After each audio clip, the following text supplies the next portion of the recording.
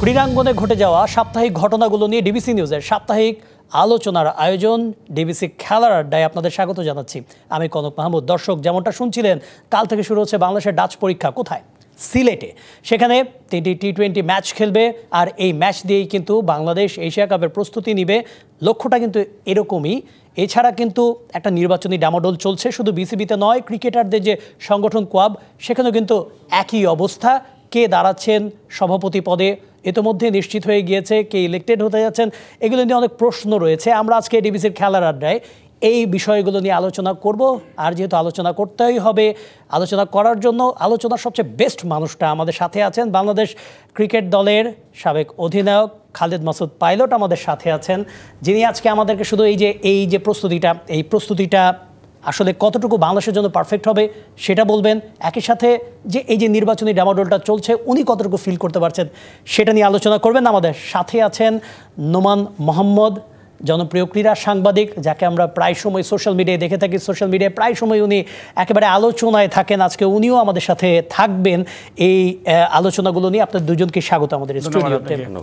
আমরা শুরুতেই আলোচনায় চলে যেতে চাই, তবে আলোচনায় যাওয়ার আগে আমরা সাবজেক্টটা জানিয়ে দিতে চাই। আজকে আমরা যে প্রশ্নগুলোর উত্তর খোঁজার চেষ্টা করব, সিলেটে টাইগারদের ডাচ পরীক্ষা, এশিয়া কাপের আগে এই সিরিজটা ঝুঁকি নাকি স্বস্তি, আর একই সাথে আমরা জানার চেষ্টা করব মাঠের খেলা থেকে আলোচনায় টেবিলের খেলা, বিসিবি নির্বাচন নিয়ে আসলে কি ঘটছে, মেরুকরণটাই বা কেমন হচ্ছে, এগুলো আমরা জানার চেষ্টা করবো। শুরুতেই চলে যেতে চাই সিরিজ নিয়ে। খালেদ মাসুদ পাইলট, কালকের থেকে সিরিজটা শুরু হচ্ছে। আমরা প্রায় সময় আপনার মুখ থেকে শুনেছি যে এইটা যতটা না স্বস্তি, তার থেকে বেশি ঝুঁকি। কারণ হচ্ছে যে এর আগে আমরা ওয়ার্ল্ড কাপের আগে আমরা ইউএসের কাছে হেরেছি, তারপরে বাংলাদেশ টিমের কী সিচুয়েশন ছিল সেটা আমরা দেখেছি। এখন এশিয়া কাপের আগে নেদারল্যান্ডসকে এনেছি, জিততেও পারি হারতেও পারি, একেবারে তো বলা যাচ্ছে না। তারপরেও এই সিরিজটা আমাদের জন্য কতটুকু মানে একটা ঝুঁকির জায়গা হয়ে গেল, আরেকবার যদি বলতেন। না, আপনি যদি নেদারল্যান্ডকে নিয়ে যদি ঝুঁকি ভাবেন, তাহলে তো আমার মনে হয় যে এই লেভেলে ক্রিকেট খেলা উচিত না আমাদের, টেস্ট প্লেয়িং কান্ট্রি হিসেবে আমাদের অফ করা উচিত। আমার মনে হয় যে কখনো কখনো আপনার কনফিডেন্স বিল্ড আপের জন্য আপনার হাইস্ট লেভেলের টিমের সাথে খেলা চাইতে মাঝে মাঝে আপনি কনফিডেন্স বিল্ড আপের জন্য একটু লো গ্রেডের টিমের সাথেও কিন্তু কনফিডেন্স বিল্ড আপ করা যায়। যেমন দেখবেন যে আপনি সামহাও কোনো আপনি একটা অ্যাক্সিডেন্ট করেছেন, আপনি বাইক অ্যাক্সিডেন্ট করেছেন, আপনি বাইক চালাতে ভয় লাগবে। তো আপনি বাইকটাকে নিয়ে যদি অলিগলির মধ্যে চালান, আস্তে আস্তে করে নিজের বিল্ড আপ করেন, আপনি আবার নর্মালি বাইক চালাতে পারবেন। আমি মনে করি রিসেন্টলি লাস্ট 1-1.5 বছরের পারফরমেন্স খুব ভালো ছিল না বাংলাদেশ টিমের। শ্রীলঙ্কা এবং বাংলাদেশে যেটা সিরিজ জিতেছে ভালো, কিন্তু এগেনস্ট নেদারল্যান্ড আমার কাছে মনে হয় যে এই সিরিজটা কিন্তু খুব ইম্পর্টেন্ট বাংলাদেশ টিমের জন্য, আপনি কনফিডেন্স বিল্ড আপের জন্য। ইন্ডিভিজুয়াল আপনি যদি এই ওয়েদারে আসলে বেশি রান হওয়ার কথা না, উইকেটগুলো ড্যাম থাকে, তারপরেও যদি ভালো উইকেট বানাতে পারে, 190, 200+ যদি রান করতে পারে, ব্যাটসম্যানরা ফ্রি শটস খেলবে, বোলারদের জন্য একটা ডিফিকাল্ট টাইম পার করবে, কোন জায়গায় বল করা উচিত। তো সব কিছু মিলে প্রিপারেশন আমার কাছে মনে হয় যে ম্যাচ সিনারিও হবে। এই নিজেরা প্র্যাকটিস করার চাইতে বরঞ্চ আপনি অপোনেন্টের সাথে ম্যাচ খেলে আপনি ভালো কিছু যাবেন। তবে অবভিয়াসলি আমি বলবো যে এশিয়া কাপে যে টিম থাকবে, ইন্ডিয়া পাকিস্তান, সেখানে কিন্তু আরও বেটার টিম থাকবে। অবশ্যই নোমান মোহাম্মদ, যেটা কথা হচ্ছিল যে ঝুঁকি নাকি স্বস্তি, আমি এটা একটু ওইভাবে বলতে যাচ্ছিলাম যে আমরা যদি জিতি, তারপরও কি আমাদের কনফিডেন্সটাকে ওই লেভেলে বিল্ড আপ হবে? কারণ দেখা যাচ্ছে আমরা যখন টুর্নামেন্টে নামি, টুর্নামেন্টে আমাদের মানে মাইন্ডসেটটা অন্যরকম থাকে। মানে আপনার নামের সাথে তো ট্যাগলাইন আছে নট আউট, কিন্তু আমাদের ক্রিকেটাররা সেটা খুব একটা বেশি মানে নিশ্চয়তা দিতে পারেন না। যদি আউট হয়েও যান, তাও অ্যাটলিস্ট তারা সেভাবে ইম্প্যাক্টটা ফেলতে পারেন না। অ্যাটলিস্ট এবার জুলিয়ান উড এসছেন, তিনি আসাতে কি একেবারে ইম্প্যাক্টটা চেঞ্জ হয়ে যাবে? মানে ক্রিকেটারদের নেচারটা কি চেঞ্জ হয়ে যাবে? একবারে চেঞ্জ হবে না, কিন্তু কোথাও না কোথাও থেকে তো শুরু করতে হবে। এবং পাইলট ভাইয়ের কথার সাথে আমি 100% না 500% একমত। নেদারল্যান্ডসের সঙ্গে সিরিজ খেলার আগে যদি আমাদের মনে হয় যে এটা আমাদের জন্য রিস্কি, আমরা হেরে যেতে পারি, আমরা হারতে পারি, আমরা কিন্তু ম্যাচ হারতে পারি, আমরা সিরিজও হারতে পারি, কিন্তু সিরিজ শুরু হওয়ার আগে যদি আমাদের ভাইবটা এরকম থাকে যে নেদারল্যান্ডসের সঙ্গে সিরিজ আমরা হেরে যাব, হেরে গেলে তাহলে হচ্ছে গিয়ে আমাদের এশিয়া কাপের জন্য কনফিডেন্স ঠিক থাকবে না। বাংলাদেশে তাহলে এশিয়া কাপ থেকে নামটাই উইথড্র করে ফেলা উচিত, দরকার নেই। আপনি ক্রিকেট খেলবেন, এখন যদি আমরা একটা বিগ অপোনেন্টের এগেনস্টে যদি আমরা খেলি, তাহলে সেই সিরিজটা আগে আমরা কি বলতাম যে না, বড় অপোনেন্টের সঙ্গে খেলছি, আমরা তো হেরেই যাব, আমাদের কনফিডেন্স লো থাকবে। সো সব কিছুতেই যদি আমাদের প্রবলেম হয়, তাহলে তো ক্রিকেট খেলারই কোনো যৌক্তিকতা নেই। আমি মনে করি এটা একটা ট্রেমেন্ডাস অপরচুনিটি বাংলাদেশ টিমের জন্য। আপনি শুরুতে যে হেডলাইনগুলো বলছিলেন, সেইখানে আমাদের ফিল সিমন্সের কথাটা বলেছেন যে প্রস্তুতির ঘাটতির আশঙ্কা করা হচ্ছে, এটাও আমার কাছে খুবই হাস্যকর লাগে। না এটা ফিল সিমন্স বলেননি, না আমি বলছি মানে ওভারঅল, কিন্তু তিনি বলেছেন যে হ্যাঁ এটা একটা প্রিলিমিনারি ফাইনালের মতো, বলতে চেয়েছেন আমাদের গত 1 মাস ধরে আমরা খেলার মধ্যে নাই। যখন আমরা খেলার মধ্যে থাকি তখন আমরা শুনি যে খেলার মধ্যেই অনেক যেহেতু আছে আমরা আমাদের ভুলগুলো শোধরানো নিয়ে কাজ করতে পারি না। সো আমরা 1 মাস এই জায়গায় সময়টা পেয়েছি। এখন আবার এশিয়া কাপের আগে একটা লোকি একটা সিরিজ খেলার সুযোগ পেয়েছি। এর চেয়ে ভালো প্রিপারেশন হতে পারে না বাংলাদেশের বাস্তবতায়, এর চেয়ে ভালো প্রিপারেশন হতে পারে না। আপনি জুলিয়ান উডের কথা বললেন, সো আমি মনে করি যে এই সিরিজের রেজাল্টটা যাই হোক অবভিয়াসলি আমরা জয় এক্সপেক্ট করছি, কিন্তু আমার কাছে মনে হয় যে এইটা এশিয়া কাপের যে ড্রেস রিহার্সেল, এশিয়া কাপের যে মহড়াও, এটা প্রস্তুতির জন্য এটা একেবারে বেস্ট পসিবল অপরচুনিটি বাংলাদেশ টিমের জন্য। সেই অপরচুনিটিটা যদি বাংলাদেশ টিম গ্র্যাব করতে না পারে তখন এই এক্সকিউজগুলো সামনে আসবে, কিন্তু সিরিজ শুরু হওয়ার আগে এইসব এক্সকিউজ দেওয়ার কোনো জায়গা আমি অন্তত দেখি না। বাংলাদেশের এই সিরিজটা চলার সাথে সাথে প্যারালালি পাকিস্তান আফগানিস্তান এই একটা সিরিজ খেলছে, তারা এশিয়ান কাপের, কিন্তু তারা এশিয়া কাপের অপোনেন্ট। সেই হিসেবে কি বাংলাদেশের এরকম কোনো চান্স ছিল কিনা যে ওইভাবে যদি নট নেসেসারি, আমি বললাম তো এটা আপনি অনেক রকম ভাবেই দেখতে পারেন। ওয়ার্ল্ড কাপ খেলতে যাওয়ার আগে আপনার ধরেন আমি ফুটবল ওয়ার্ল্ড কাপের কথা বলি, ফুটবল ওয়ার্ল্ড কাপে খেলতে যাওয়ার আগে ব্রাজিল, আর্জেন্টিনা, জার্মানি, ইতালি এরা যেরকম মানে বিগ টিমগুলো তারা যেমন বড় টিমের সঙ্গে ম্যাচ খেলে, কোনো টিম যেমন ব্রাজিল আমার মনে আছে যে হন্ডুরাসের সঙ্গে ম্যাচ খেলতে গেছে ওয়ার্ল্ড কাপের ঠিক আগে 6-0 গোলে তারা জিতেছে। তো আপনার অ্যাপারেন্টলি মনে হতে পারে যে খেলে লাভ কী হলো, কিন্তু লাভ হয়। সো এইটাকে দুইভাবেই দেখার সুযোগ রয়েছে। আমরা যদি ওইরকম একটা হাই প্রোফাইল সিরিজ খেলতে পারতাম সেটাও আমাদের লাভ হতো। অ্যাট দ্য সেম টাইম আমরা তো 2টা হাই প্রোফাইল সিরিজ পরপর খেলে আসলাম। আমরা শ্রীলঙ্কায় এগেনস্টে শ্রীলঙ্কার 2টা না, ইনফ্যাক্ট আপনি যদি 3টা ওইভাবে হিসাব করেন, পাকিস্তানে গিয়েও আমরা একটা সিরিজ খেলছি, ওটা আমরা হেরেছি, শ্রীলঙ্কায় সিরিজ জিতেছি, পাকিস্তানের হোমে আমরা সিরিজ জিতলাম।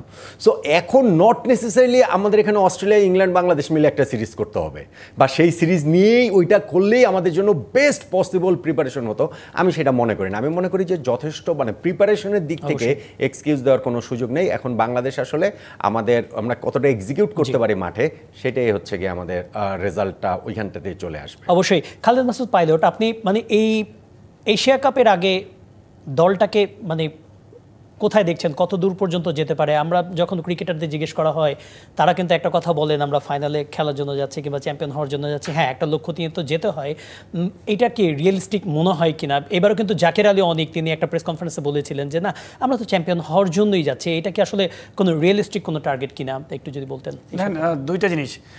একটা হচ্ছে যে আপনি যদি কাগজ কলম দিয়ে অ্যানালাইসিস করেন, আমি তো বলবো যে বেস্ট টিম হচ্ছে ইন্ডিয়া। অঙ্কে 11 জনের বা 15 জনের যে অঙ্কটা হবে, বেস্ট টিম হচ্ছে ইন্ডিয়া, সেকেন্ড বেস্ট হচ্ছে পাকিস্তান, তারপরে যদি আপনি অন্যান্য আসতে থাকে। কিন্তু খেলাটা হচ্ছে T20 ফরম্যাট। তো T20 ফরম্যাটে ধরেন 20 ওভারের খেলায় যদি কোনো কারণে আপনি কোনো কারণে না অঘটন ঘটতেই পারে। যত ছোটো বাটার সঙ্গে খেলা খেলবেন, 4 ছক্কার মধ্যে ধাপ করে প্রথম 5 ওভার 6 ওভার আপনি ভালো বোলিং করেছেন, ট্র্যাপে ফেলেছেন, আপনি কিন্তু বেরিয়ে আসার সময় বেশি। তো এই ফরম্যাটে কিন্তু আসলে বলা কঠিন, যে কেউ ফাইনাল খেলতে পারে, যে কেউ। কিন্তু যদি আপনার দিনটা বানাতে পারেন, আপনাকে দিন বানাতে হবে, মোমেন্টাম লাগবে, যে আপনি প্রথম থেকেই প্রত্যেকটা ম্যাচ জিতছেন, মোমেন্টাম লাগে আপনি যে কোনো খেলার। আমি মনে করি যে বাংলাদেশ টিমের যে টিম আছে, প্লেয়ার কিন্তু খুবই ভালো প্লেয়ার। আমাদের দুটো টপ অর্ডারে 2জন, তামিম এবং ইমন, দুজনেই কিন্তু খুব ভালো স্টার্ট করছে। কেউ হয়তো একদিন করছে, একদিন করছে, বাট দুজন যদি একই দিনে করতে পারে, এবং ধরেন বাদবাকি যে প্লেয়ারগুলো আছে, লিটন দাস বলেন, তারা কিন্তু ভালো প্লেয়ার, কিন্তু একই দিনে আমাদেরকে ভালো করতে হবে against India, against Pakistan, against Afghanistan, সব কিছু মিলে আমার কাছে মনে হয় যে এইভাবে যদি করতে পারে তাহলে কিন্তু আপনার এবং সাথে বোলিং ডিপার্টমেন্ট যদি একটা সুন্দর ভ্যারিয়েশন যদি থাকে খেলার মধ্যে, আমার কাছে মনে হয় আমরা বাংলাদেশ টিম সবচেয়ে বেশি হারিয়েছে ট্যাকটিক্যাল জায়গাতে। আমরা 4 ছক্কাকে হয়তো দেখা হলো যে আপনি অঙ্ক করলে দেখবেন তাদের চেয়ে বেশি মারি, কিন্তু 6 বলে আপনি যদি IPL খেলাগুলো দেখেন, 6 বলে 12 রান করে 10 রান করে অটোমেটিকলি দেখবেন যে ওরা হয় 19 ওভারে 20 ওভারে যে ম্যাচ জিতে যায়। কীভাবে জিতে?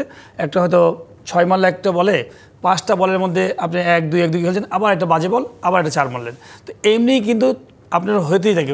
T20 ম্যাচে কিন্তু 1 করে তো নর্মাল খেলা, 1 তো আপনার সার্কেলে 30 ইয়ার্সে সব দাঁড়ায় আছে, আপনি ফেললেই তো 1 রান।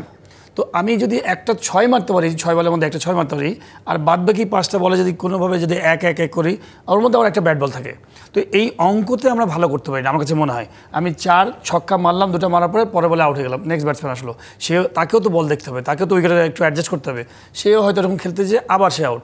কিন্তু অন্যান্য যারা খুব কোয়ালিটি প্লেয়ার, যারা ইউজ টু এবং টপ ক্রিকেট খেলে, বেটার কোয়ালিটি ক্রিকেট খেলে, তারা কিন্তু এটাকে পুরোটা সময় ম্যাক্সিমাম হ্যান্ডেল করে ইউজ করে আমি বলবো শেষ করে আসে। হয়তো দেখা গেলো যে 40 বলে 70 করে আসছে, আরেকজনকে সুযোগ করে দিয়েছে ও হয়তো 30 বলে হয়তো 60 করছে। তো মোমেন্টটা ধরে রাখে এবং তারা টিমের চান্স পায়, দেখা গেলো ফর্মে থাকা অবস্থায় বাদ পড়ে আবার আরেকজন চান্স পেয়েছে। আমাদের এখানে হয় কি, কেউ হয়তো পারফর্ম করছে না, যে বাইরে ছিল সেও পারফরমেন্সের মানে খারাপের জন্য বাইরে ছিল, সে হয়তো আবার তার খারাপের জন্য আসছে। এই না ইন অ্যান্ড আউটটা হয় খারাপ থেকেই হয়। মানে বিষয়টা কি মানে বিষয়টা কি এরকম যে এখানে এরকমটা হয়ে আসতেছে যে কেউ খারাপ পারফর্ম করছে, কেউ তার থেকে একটু কম খারাপ পারফর্ম করছে, যে কম খারাপ পারফর্ম করছে সেটা আলটিমেটলি তাই আমার কাছে তাই মনে হয়। আপনি যদি দেখেন যে ইন্ডিয়া টিমের কম্পিটিশনও দেখেন, একটা ওপেনারের জায়গায় 4-5টা কাকে খেলাবেন আপনি? আজকে ইন্ডিয়া আপনি যদি দেখেন যে টেস্ট, ওয়ানডে, টি20 এত টিম বানায় ফেলছে যে ওদের ব্যাকআপ প্লেয়ার এত খেলানোর জায়গা নাই বলতে এত ফরম্যাট করে ফেলেছে ওরা ইচ্ছা করে, যে না ঠিক আছে এ টি20 খেলবে, এ টেস্ট খেলবে, ওয়ানডে খেলবে, সবাইকে সুযোগ দেওয়ার জন্য। আপনি বলতে পারবেন যে আমাদের যে স্কোয়াডটা আছে এই স্কোয়াডের বাইরে 25 জনের নাম, 25 নম্বর প্লেয়ারটা বাংলাদেশ টিমে খেলবে, 20 নম্বর প্লেয়ারটা বাংলাদেশ টিমে খেলবে, ওদের কিন্তু 1, 2, 3 সব আপনি একটা দুটো এক্সট্রাঅর্ডিনারি, বুমরা এক্সট্রাঅর্ডিনারি, বাদ বাকি দেখবেন বুমরার মতো সব একই টাইপের পেস বলার অনেকগুলো আছে, মানে বুমরার পাস দিয়ে।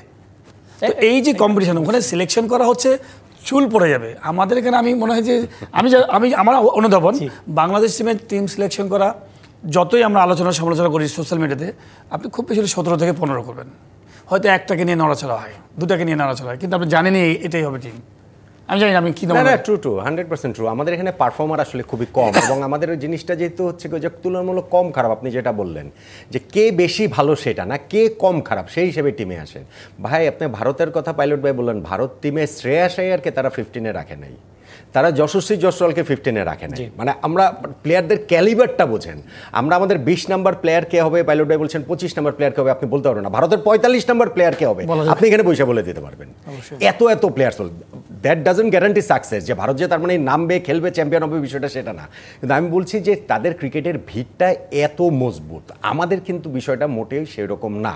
আমরা মোরললেস হচ্ছে গিয়ে সেই একই চক্করে ঘুরপাক খাচ্ছে। যে আপনি প্রশ্নটা করলেন একটু আগে যে আমরা যে চ্যাম্পিয়ন হব এই কথাটা বলছি, আসলেই কি এটা আমরা হতে পারি কিনা? ভাই আমরা 2012, 14, 16, 18 4টে এশিয়া কাপের মধ্যে 3টে এশিয়া কাপের বাংলাদেশ ফাইনাল খেলেছে। সো আমরা যদি সেই 18 পরে এখন 25, 7 বছর পরে এসে আমাদের কাছে মানে সত্যি কথা বলতে গেলে যে আমরা যে গ্রুপটা পার হয়ে শ্রীলঙ্কা এবং আফগানিস্তানের এই গ্রুপটা পার হয়ে যে সুপার 4-এ যাব, সেইটাই কিন্তু অ্যাপারেন্টলি মনে হচ্ছে যে আমাদের জন্য ভালোই একটা অর্জন হবে। জি, এই জায়গাটাতে আমাদের ক্রিকেটটা চলে এসেছে, আমাদের এক্সপেকটেশন লেভেল কমতে কমতে এই জায়গায় চলে এসেছে। কেননা আমাদের ক্রিকেটাররা আমাদের ক্রিকেট টিম ওইভাবে পারফর্ম করতে পারছেন না গত কিছুদিন ধরে। এবং সেই জায়গাটা থেকে আমি মনে করি যে বাংলাদেশ ক্রিকেট বোর্ডের তো অনেক কিছু অবভিয়াসলি করণীয় রয়েছে এবং সেগুলো লং টার্ম, কিন্তু আপনি এইবারের এশিয়া কাপের কথা যদি আপনি ধরেন, আমি মনে করি যে গত আমরা 4টা সিরিজ ব্যাক টু ব্যাক আমরা 4টা সিরিজ খেলেছি, UAE, Pakistan away, Sri Lanka away, Pakistan home, তারপরে এই যে 1 মাস প্রিপারেশন নিচ্ছি, তারপরে নেদারল্যান্ডসের সঙ্গে সিরিজ খেলছি। সো প্রস্তুতির ঘাটতির অজুহাত দেবার কোনো সুযোগ নেই। যদি আমরা পারফর্ম করতে না পারি, যদি আমরা ভালো খেলতে না পারি, তাহলে হিসাবটা ওই রকমই হবে যে আমাদের ক্রিকেটাররা নট গুড এনাফ, ওই লেভেলে আসলে পারফর্ম করার মতো নট গুড এনাফ, যেইটা একসময় আমরা গুড এনাফ ছিলাম। যেটা আমি বললাম যে 4টে এশিয়া কাপের 3টে এশিয়া কাপ আমরা ফাইনাল খেলেছি, কিন্তু এখন আমরা গ্রুপ পর্ব পেরোবো কিনা সেটা নিয়ে আমাদের মধ্যে তুমুল সংখ্যা কাজ করছে। তখন কিন্তু আফসোসের জায়গাটা চলে আসে। ওনার সাথে একটু অ্যাড করবো একটা জিনিস, দেখেন আমাদের রেজাল্ট নিয়ে আমরা ভাবছি যে ফাইনালে যাবে কিনা বাংলাদেশ টিম এশিয়া কাপে। আপনি দেখেন একটা টিম কিন্তু ট্রফি খুব একটা বেশি পাইনি বলতে গেলে, যে সাউথ আফ্রিকা। কিন্তু সাউথ আফ্রিকার যে খেলার স্টাইল, একমাত্র টিম আমার কাছে মনে হয় যারা অস্ট্রেলিয়ার সাথে ফাইট করতে পারে, একমাত্র টিম যারা ইন্ডিয়ার সাথে ফাইট করতে পারে, একমাত্র টিম যারা ইংল্যান্ডের সাথে পারে। হয়তো তারা ট্রফি ধরে না, কিন্তু দেখতে ভালো লাগে, সুন্দর স্মার্ট ক্রিকেট, কত সুন্দর সুন্দর কোয়ালিটি প্লেয়ার তারা প্রোডাকশনে দিয়ে থাকেন। আমাদের ওই জিনিসটা হচ্ছে না ভাইয়া। আমরা শুধু ট্রফি চিন্তা করছি যে কী করে একটা ট্রফি পাবো, কিন্তু আমার তো গ্রোথ ভালো না, মানে ডেভেলপমেন্টের যে গ্রোথটা, যে প্লেয়ারের সাথে প্লেয়ার ধরেন একটা ইমনের এগেনস্টে বা তামিমের জুনিয়র এগেনস্টে আরও 2টা ওপেনার তৈরি হয়েছে, সেই চ্যালেঞ্জিং জায়গাগুলো যে পজিটিভভাবে নট নেগেটিভভাবে, ধরেন ও খারাপ খেললেও বাদ পড়েছে এই জন্য একটা পিছন থেকে প্লেয়ার আছে, সেরকম না, ভালো খেলার পরে পিছন থেকে এত বেশি ভালো পারফর্ম করছে, ওকে ঢুকে মানে ওই ট্রপ করেছে। এই চ্যালেঞ্জিংগুলো নাই, পজিটিভ চ্যালেঞ্জগুলো নাই। পাইলট ভাইকে আসলে সবসময় তো পাওয়া যায় না, একটা প্রশ্ন এটা প্রায় সময় স্ট্রাইক করে, একজন সমর্থক হিসেবেই অনেক সময় প্রশ্নটা চলে আসে, সাংবাদিক হিসেবে না। আমরা এখন ওই যেটা বললাম যে বাংলাদেশ একসময় নোমান ভাইও বললো যে বাংলাদেশ বেটার পারফর্ম করতো, আসলে কি যে আফসোসটা যে হয়, আরে মানে সাকিব থাকলে অবশ্যই তারা গ্রেট প্লেয়ার, সাকিব থাকলে খুব ভালো হতো, তামিম থাকলে খুব ভালো হতো, এই মাশরাফি যদি ক্যাপ্টেন্সিটা এখনও সেটা রিলাই করতে পারতো অবশ্যই খুব ভালো হতো। কখনো কি মনে হয় যে আমাদের যারা কারেন্ট সুপারস্টাররা আছেন তারাই এই আলোচনার সুযোগটা করে দিচ্ছেন, এরকমটা কি মনে হয় কিনা? আরেকটা জিনিস, আমরা নুরুল হাসান সোহানের কথা বলছিলাম, খুবই দারুণ একজন ইনক্লুশন এই টিমের সাথে, কিন্তু যখন নির্বাচকরা বলেন যে তিনি এই 31 বছর বয়সেও নির্বাচকদের রাডারে থাকেন, তখন এটা আমাদের কাইন্ড অফ পাইপলাইনের ফেইলার ইঙ্গিত করে কিনা? পাইলট ভাই দেখেন, একটা হচ্ছে যে আমি দুইটা পক্ষেরই প্রবলেমস আছে আমার কাছে মনে হয়। এটা হচ্ছে খেলোয়াড়দের, যারা মানে সবচেয়ে বেস্ট ফ্যাসিলিটিটা নিচ্ছে ন্যাশনাল টিমে যারা ইউজ করে, তাদের আমার মনে হয় স্বপ্নটা খুব বড় স্বপ্ন না, স্বপ্নটা খুবই ছোট যে আমি বাংলাদেশ টিমে খেলবো এবং হয়তো 1 বছর 6 মাস খেলছি।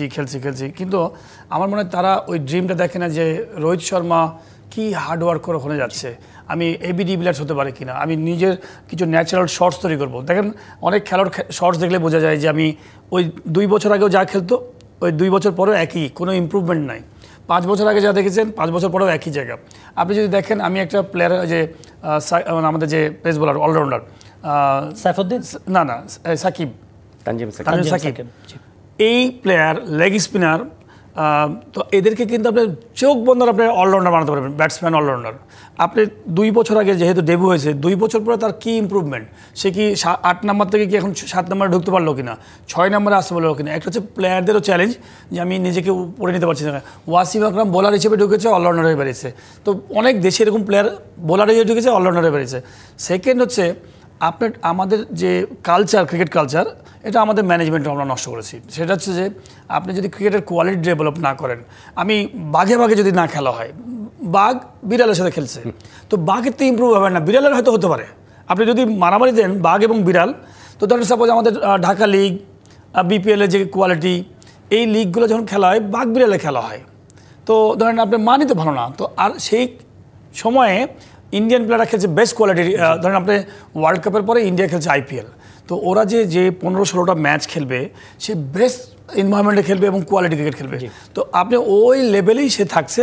বাট আমরা ইন্টারন্যাশনাল খেলা পরে আবার দেখা গেল যে ঢাকা লিগ খেলছে, ঢাকা লিগে তো 700-800 রান আপনি করবেনই, কারণ হচ্ছে যে আপনি ম্যাক্সিমামই ধরেন সারা বছর কোথাও খেলা হয় না, কোনো ইম্প্রুভমেন্ট নাই। আরও হচ্ছে ম্যাচ সেন্স ডেভেলপ করতে হয়। ম্যাচের যে সেন্স ডেভেলপ করবেন সেটা কোথা থেকে আসবে? আপনি গোটা বাংলাদেশে লিগ হয় না, কোথাও লিগ হয় না, ঢাকাতে মাত্র লিগ হয়। যেসব প্লেয়ারগুলো হয়তো ন্যাশনাল টিমে খেলছে না, তারা, আমার একটা মনে আছে, আমাদের একটা সময় ছিল যে আমরা সিলেটে একটা খেপ খেলতে গেছি, দিনাজপুরে গেছি, চিটাগাঙে গেছি।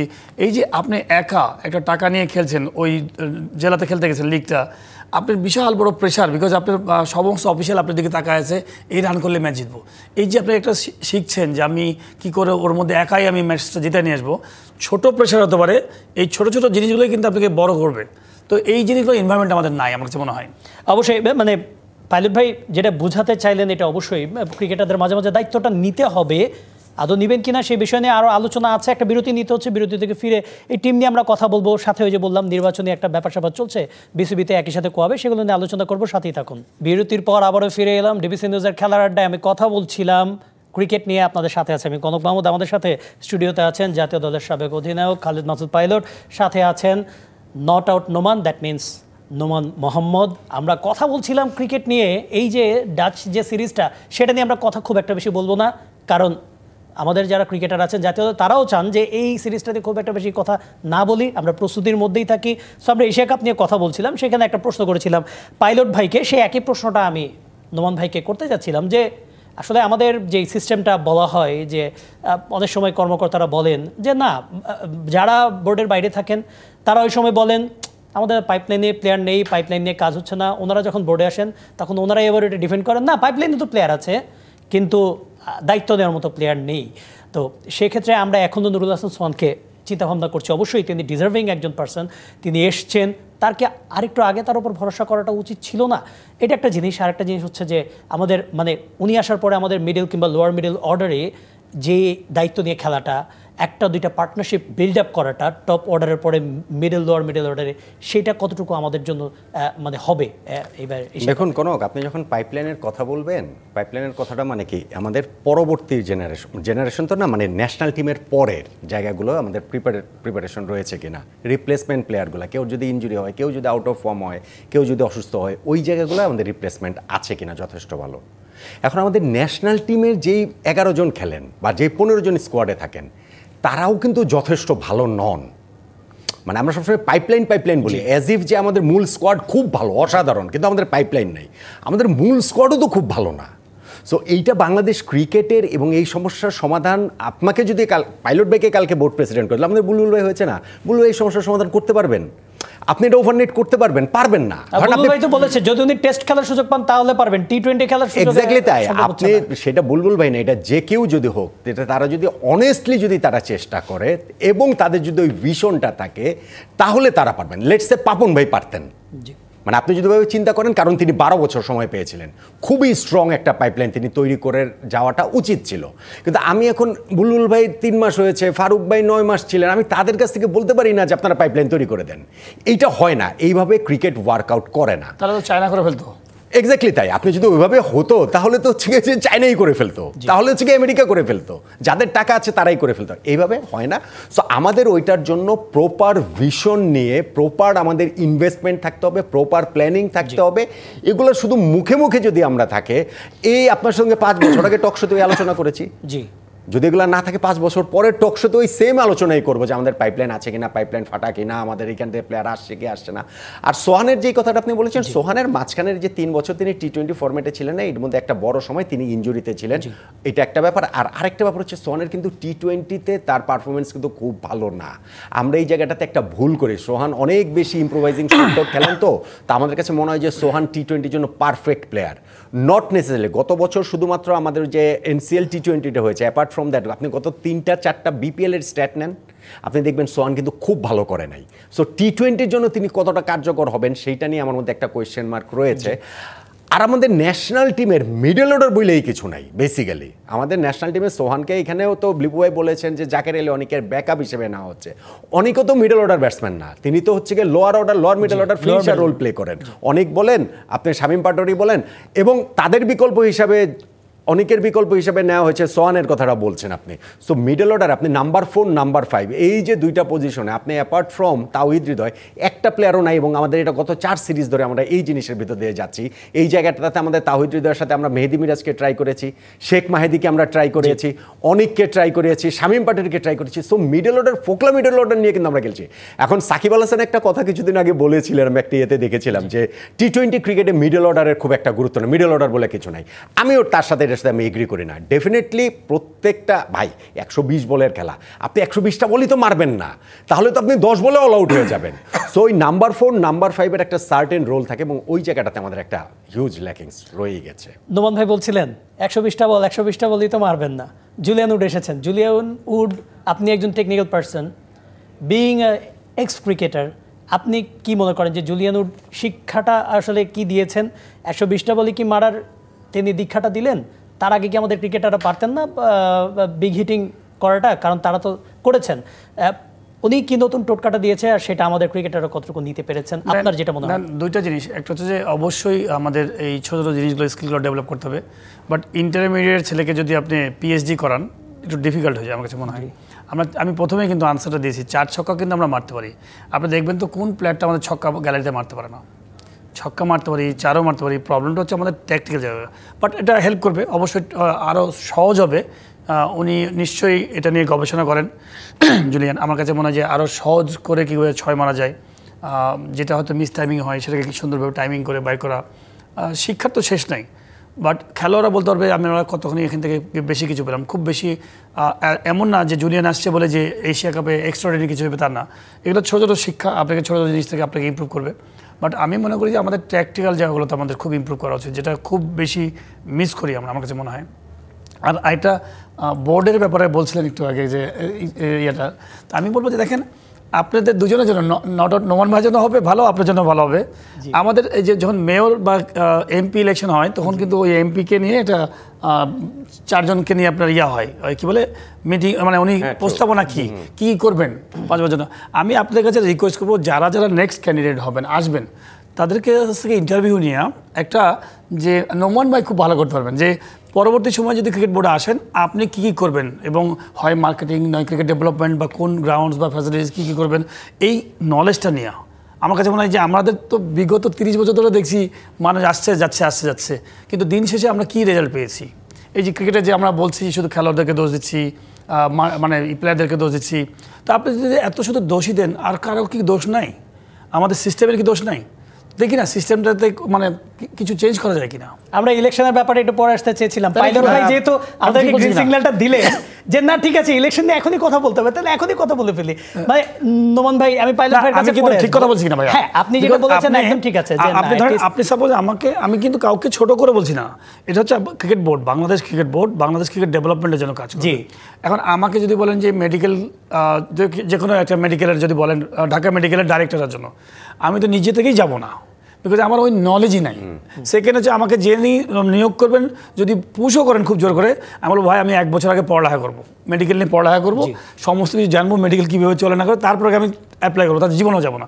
তো এইটা হচ্ছে আমাদের দেশে হয় কি, সামহাও এখানে তো মধু আছে, সহজ কথা, বাংলা কথা আমি বলি, আমি সবসময় বলি যে মধু হচ্ছে, আপনি মধু খাওয়ার জন্য ধরেন যারা চলে গেছেন তাতে কি আর পাবেন? আবার হয়তো নতুন মানুষ আসবে, আবার নতুন মানুষ যাবে, নিয়ে যাবে। তো এই সিস্টেমটাকে বদলাতে হবে। সিস্টেম যখনই আপনি না করবেন, যে এনভায়রনমেন্টের মানুষ, আপনি হয় মার্কেটিং দিয়ে কিছু করবেন, বা আপনি ডেভেলপমেন্ট দিয়ে, ফ্যাসিলিটি দিয়ে, বা কোনো না কোনো কিছু কন্ট্রিবিউট করার মতো লোকই এখানে আসুক, তাহলে দেখবেন হয়তো সম্ভাবনা খুব ভালো থাকবে উঠার। তাছাড়া আপনার জন্য ডিফিকাল্ট হবে। না হলে ওই যে আপনার ইয়েস স্যার, ওই যে পাপন ভাই, আমি কিন্তু পাপন ভাইকে কখনো, কিন্তু অনেকে দু একটা সময় বলা হয়েছে যে আমি পাপন ভাইকে অনেক খারাপভাবে বলেছি। পাপন ভাই কিন্তু একমাত্র বান্দা ছিলেন, আমি ওনার সাথে বলি যে একমাত্র প্রেসিডেন্ট যার প্রচুর পাওয়ার ছিল। উনি কিন্তু যদি সুন্দরভাবে ইউটিলাইজ করতেন, ওনার ডানে বামে কিছু মানুষ হয়তো মিসইউজ করে ফেলেছে, ক্রিকেটের ডেভেলপমেন্টগুলো দেখে নাই। আপনি যদি দেখেন ফ্যাসিলিটিস, লাস্ট 10 বছর আগে, 15 বছর আগে আমি ফতুল্লা মাঠে খেলেছি, খুলনা মাঠে খেলেছি, বগুড়া মাঠে খেলেছি, সব মাঠ চালু ছিল। তাহলে এগুলো বন্ধ হয়ে গেছে কেন 10 বছরের মধ্যে? মাঠের সংখ্যা কমে গেছে, প্লেয়ারের সংখ্যা কই, কোচ ডেভেলপ করতে পারেন নাই। আমি সব ক্ষেত্রে বলছি, আমি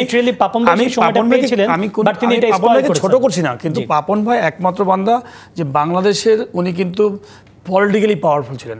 অনেক প্রেসিডেন্ট ছিলেন, কামাল ভাই ছিলেন, সাবের ভাই ছিলেন, বা আরও অনেকে, লবি ভাই ছিলেন, এনারা পলিটিক্যালি কিন্তু অত পাওয়ারফুল ছিলেন না। পাপন ভাই এমন ছিলেন যে কোনো মন্ত্রী পর্যন্ত টাচ করতে পারে নাই, এক প্রাইম মিনিস্টার ছাড়া। তো এই একমাত্র বান্দা ওনাকে দিয়ে, এবং আমি জানি না ভবিষ্যতে বাংলাদেশ বোর্ডে যারা প্রেসিডেন্ট হবেন এরকম পাওয়ারফুল আর আসবে কিনা, আমার কাছে সন্দেহ আছে। কিন্তু এইরকম একটা পাওয়ারফুল গ্যারান্টি সহকারে যদি আপনার তার মন্ত্রীরা যদি একটু ভালো হতো, তাহলে এই ক্রিকেটটা আজকে আমার কাছে মনে হয় অন্য জায়গায় যেতে পারতো। অবশ্যই। আচ্ছা, আমরা তো মানে ভাই ঠিক বলেছি কিনা নির্বাচনের ব্যাপারটা বললাম, না নোমান ভাইয়ের কাছে জানতে হবে, ঠিক বলেছি কিনা? এটা অবশ্যই ঠিক বলেছে, কিন্তু সেটা একটা ব্যাপার। আর একটা ব্যাপার হচ্ছে যে এই যে একটা নির্বাচন আসছে, বিসিবি মানে বলছে যে আসছে, অক্টোবরে হওয়ার কথা, সেটা তো হবে কি না? আর যদি হয় তাহলে অন্যান্য নির্বাচনের সময় তো অ্যাটলিস্ট 2-3 মাস আগেই একটা উত্তাপ চলে আসে, আমরা সংবাদকর্মীরা সেই উত্তাপটা ফিল করতে পারি। সেই উত্তাপটা কি পাচ্ছেন নোমান মোহাম্মদ? ন্যাশনাল ইলেকশন কি হবে? ন্যাশনাল ইলেকশনের মতো বিসিবি ইলেকশন, ন্যাশনাল ইলেকশন সবাই বলছে ফেব্রুয়ারিতে হবে, হবে কিনা একটা অনিশ্চয়তা আছে না? আছে তো, মানে যতই অফিশিয়ালি বলা নট আউট থাকার জন্য। তো আপনার এই বিসিবির ইলেকশন নিয়েও এক ধরনের একটা অনিশ্চয়তা আছে ডেফিনেটলি। নোমান ভাই আউট হতে চাচ্ছেন না, এইজন্য নট আউট থাকতে যাচ্ছে। না, আমাকে বলেন, আমাকে যে কোনো প্রশ্ন যে কারো সম্পর্কে করতে পারেন, আমার এটা নিয়ে কোনো রকম কোনো আপত্তির জায়গা নাই।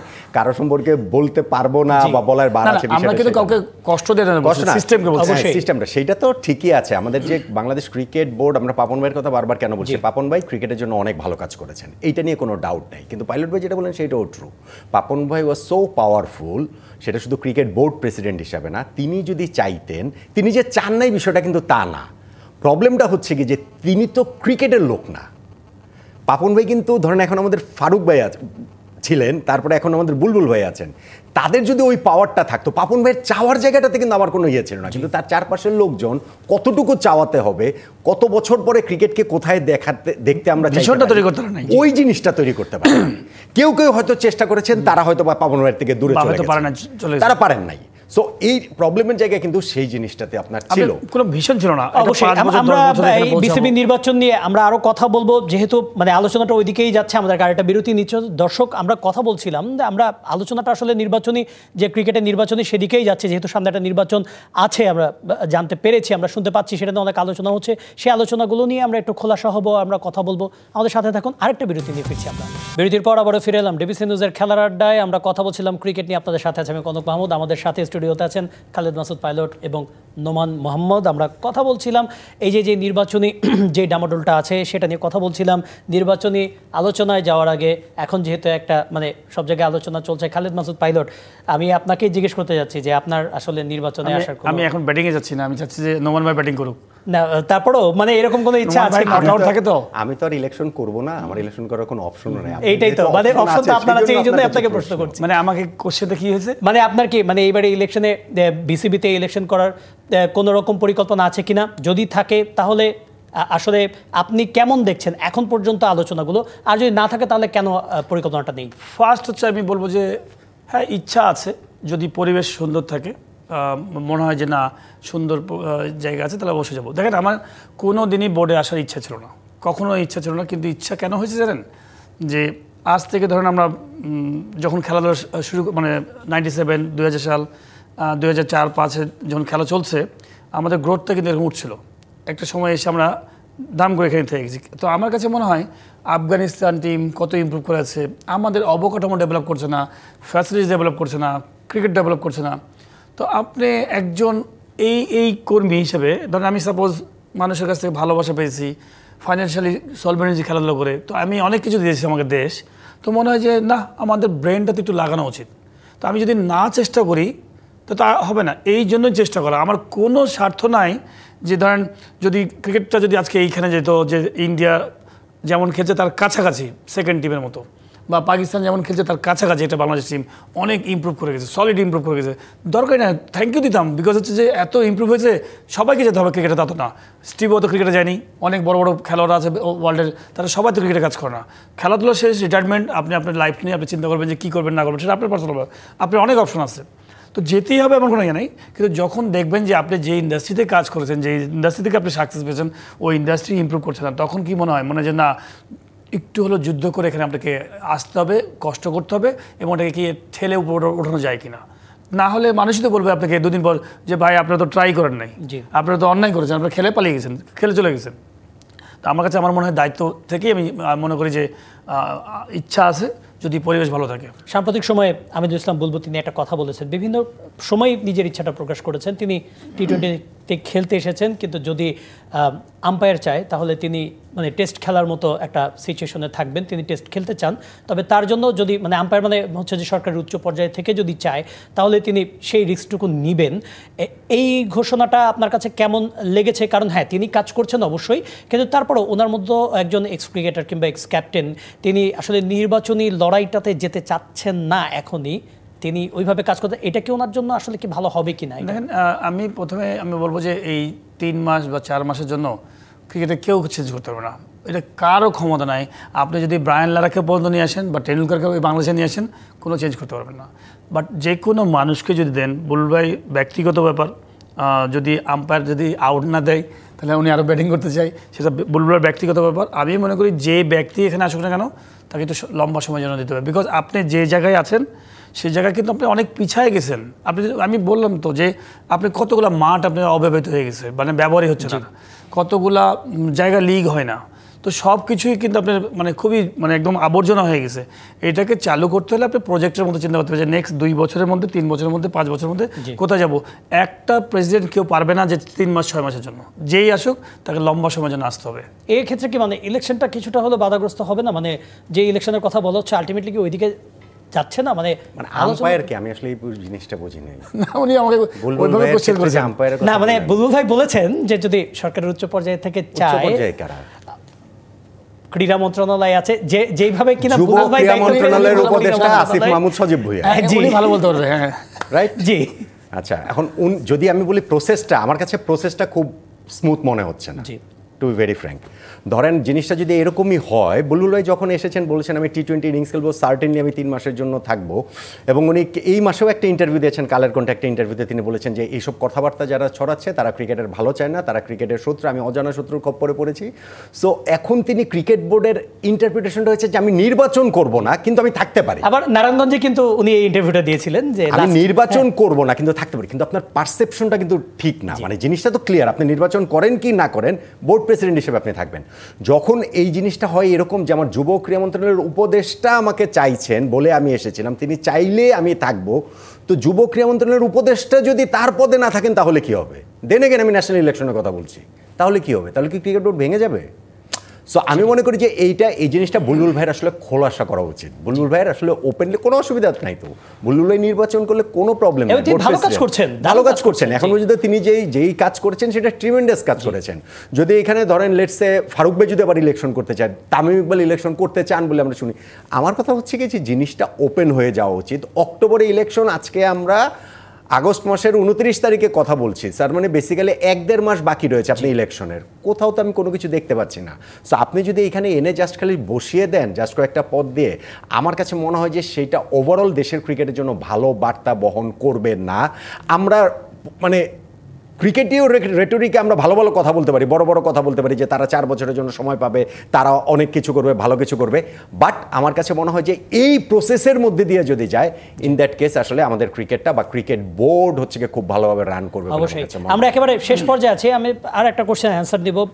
যদি খালেদ মাসুদ পাইলট বলতেন যে ইলেকশনে অনেকে আসতে চান, কিন্তু অনেক সময় দেখা যায় যখন ক্রিকেটে ইলেকশনটা আসে অনেক কিছু হয়তো বা চেঞ্জ করার একটা 5 আগস্টের পরে একটা দাবি উঠেছে, কিন্তু এই চেঞ্জটা হচ্ছে না। যখন নির্বাচনের কথা আসে, কেউ নির্বাচনে আসতে চাচ্ছেন তার ব্যক্তিগত জীবন নিয়ে, কিংবা অনেক সময় দেখা যায় তিনি এক্স ক্রিকেটার হতে পারেন, তিনি একজন পরিচালক হতে পারেন, তিনি একজন সংগঠক হতে পারেন, তার ব্যক্তিগত জীবন নিয়ে কিংবা অনেক কিছু নিয়ে উঠে চলে আসে, অক্রিকেটীয় বিষয়গুলো চলে আসে।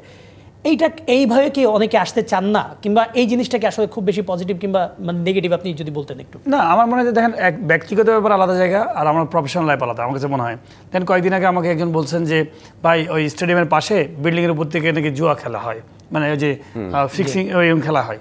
যে বিসিবির খেলা, বিসিবির তো কোনো ইয়ে না, এটা এটা এটা আইন শৃঙ্খলা বাহিনীর কাজ। বিসিবির কাজ হচ্ছে ক্রিকেট পরিচালনা করা, ক্রিকেট ডেভেলপমেন্ট করা, ক্রিকেট নিয়ে কাজ করা। মানে এই স্টেডিয়ামের বাইরে ওখানে একটা জুয়া খেলা হচ্ছে, সেটা আইন শৃঙ্খলা বাহিনী ধরবে, মানে ওটা নিউজ রাখবে। তো আপনি যেটা বলছেন, আমার কাছে মনে হয় যে কেউ যদি ওই ধরনের প্রবলেম থাকে, সেটা আইনগত ব্যাপার আছে, সেটার সাথে বোর্ডের ইলেকশন করা বা অন্য কোনো প্রবলেম নয়। কাউকে অনেক সময় দেখা যায়, বাট এটা খুবই বাজে অভ্যাস হয়ে গেছে আমাদের কালচারে, যে কেউ কোনো মানুষকে যদি আপনি কিছু ভালো কাজ করতে যায় বা খারাপ কিছু, তার এনিমি বা কিছু মানুষ আছে সোশ্যাল মিডিয়াতে অনেক ফেক আইডি আছে, ফেক আইডি দিয়ে আমি তো বুঝতে পারি, বিকজ আমরা সবাই ফেসবুক ইউজ করি, তো যে ধরেন কোনো একটা আপনি সুন্দর একটা পজিটিভ নিউজ আছে, ওটাকে ধাম করে বাজে ফেক ইয়ে দিয়ে আপনি নেগেটিভ লিখে ভয়ে মানুষকে পজিটিভ কথা লিখতে দেয় না। তো এটা বেসিক্যালি বাংলাদেশে হচ্ছে, বাট মানুষকে বুঝতে হবে কোনটা রাইট কোনটা রং। মানুষকে কিন্তু ফেসবুক দেখে জাজ করলে হবে না, মানুষকে পিক করতে হবে যে কোনটা রাইট কোনটা রং। আমার কাছে মনে হয় সাদা চামড়ার দেশে আপনি একটা মানুষকে তো বোকা বানাতে পারবেন না, বিকজ ওরা বেসিক জায়গায় থাকে। তো আমি একটা ধরেন সাপোজ একটা মানুষ সম্পর্কে জানি যে এই লোকটা খুব ভালো লোক, আমি ওইভাবে ধরে রাখবো যে না, সে যতই ফেসবুক দিয়ে আমাকে নষ্ট করুক, আমি ওনাকে ওইভাবে ধরবো। অবশ্যই, অনেক ধন্যবাদ। আমি 10টা সেকেন্ড একটু নেই, যে পাইলট ভাই একটা পরামর্শ দিয়েছেন বড় ভাই হিসেবে, যে ক্রিকেট বোর্ড প্রেসিডেন্ট যারা হবেন তাদের ইশতেহার তারা কি করতে চান, আমি আমার জায়গা থেকে যদি আমার সঙ্গে তারা ইন্টারভিউ দিতে রাজি হন, আমি আমার জায়গা থেকে অনেক ধন্যবাদ খালেদ মাসুদ পাইলট এবং নোমান মোহাম্মদ, আপনাকে ধন্যবাদ সময় দেওয়ার জন্য। দর্শক যেমনটা শুনছিলেন, নির্বাচন নিয়ে ডামাডোলটা কিন্তু আমরা এখনো পাচ্ছি না, খুব কম সময় বাকি আছে। আশা করি খুব তাড়াতাড়ি আমরা জানতে পারবো কে থাকছেন, কে আসতে চাচ্ছেন, সবই এই প্রত্যাশা শেষ করছে আজকের আয়োজন। ধন্যবাদ সঙ্গে থাকার জন্য।